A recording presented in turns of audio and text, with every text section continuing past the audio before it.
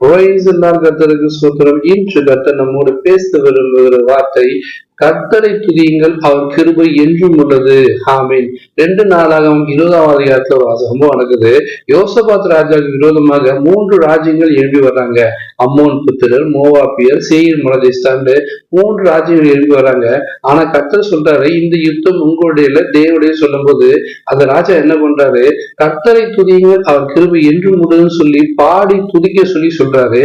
போய் என்ன பண்றாங்க, சண்டை போட்டதுக்கு முன்னாடி இந்த வார்த்தையை சொல்லி சொல்லி துதிக்கும் போது கர்த்தர் அவங்களுக்காக யுத்தம் பண்ணி என்ன பண்றாங்கன்னா, ஒருவரோடு யுத்தம் பண்ணி அவங்களே மாண்டு போயிடுறாங்களாம். இந்த யோசபாத் ராஜாக்கு விரோதமாக எல்லாரும் அவங்களே மாண்டு போனதுனால இவங்க போய் என்ன பண்றாங்கன்னா, சண்டை போடுறதுக்கு ஆள் இல்லாம அங்க இருந்து அவங்க விட்டுட்டு போன பொண்ணையும் பொருளையும் 3 நாட்கள் கொள்ளையடிச்சு வந்தாங்களாம். அந்த அளவுக்கு ஆசீர்வாதம் மிகுதியா இருந்தது.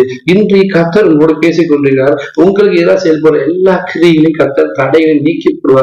எவ்வளவு பெரிய பிரச்சனை, எத்தனை பேர் உங்களுக்கு விரோதமா எழுப்பினாலும் சரி, உங்களுக்கு ஆப்போசிட்டா நின்னாலும் சரி, நீ எதை குறிச்சு கவலைப்படாதீங்க, பயப்படாதீங்க.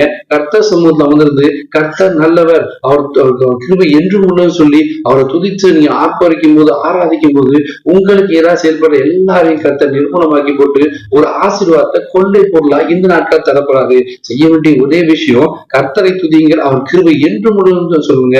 ஏன்னா அவர் துதியின் மத்தியில் வாசம் செய்கிற தேவன். அவர் உங்களோடு இருந்து உங்களுக்காக யுத்தம் பண்ணி உங்களுக்காக வழக்காடி உங்களை ஆசீர்வதித்து உங்களுக்கு மிகப்பெரிய ஜெயத்தை கொடுக்க மட்டும் இல்லாம ஆசீர்வாதத்தை கொள்ளை பொருளா தரப்போறாராம். அன்றைக்கு அந்த யோசபாத் ராஜாக்கு அப்படித்தாங்க செஞ்சாரு. எதிர்த்து வந்த 3 ராஜ்யங்களும் ஒன்றோடு ஒரு அடித்து கொண்டு மாண்டு போனார்களாம். இவங்க போய் யுத்தம் பண்றதுக்கு ஆளே இல்லையா. அதே போலதான் கர்த்தர் சொல்றாரு, இன்றைக்கு நீ காண்கிற எகிப்து இன்றைக்கு காண மாட்ட வசனத்தின் பிரகாரமாக உங்களுக்கு ஏதாவது செயல்படுற எல்லா மனுஷிக வல்லமையில் ஆவிக்குரிய போராட்டங்கள், பிரச்சனைகள் எல்லாவற்றையும் கர்த்தர் கேன்சர் பண்ணி நிர்மூலமாக்கி கர்த்தர் உங்களுக்கு மிகப்பெரிய ஆசீர்வாதத்தை கொடுக்கப்படுறாரு. கொள்ளை பொருளான ஆசீர்வாதம் தரப்படுறாரு. கர்த்தரை துதியுங்கள், அவர் கிருபை என்றும் உள்ளன்னு சொல்லி வாய் இந்த ஜனத்தை எனக்கடி ஏற்படுத்தி எங்கள் துதியை சொல்லி ஒரு வசனத்தின் பிரகாரமாக அவரை துதிக்கிற ஜனங்களாக, அவர் ஆராதிக்கிற ஜனங்களாக மாறும்போது உங்களுக்கு எதிராக செய்யப்பட எல்லா பதிவிடிகளையும் கர்த்தர் கேன்சல் பண்ணி மிகப்பெரிய ஒரு ஆசீர்வாதத்தை இந்த நாள்ல தரப்படுறாரு. நிச்சயமா கர்த்தர் உங்களை பேசிக் கொண்டிருக்காருங்க. கர்த்தர் நல்லவர், அவர் கிருபை என்றும் உள்ளது. ஆமென். God bless you.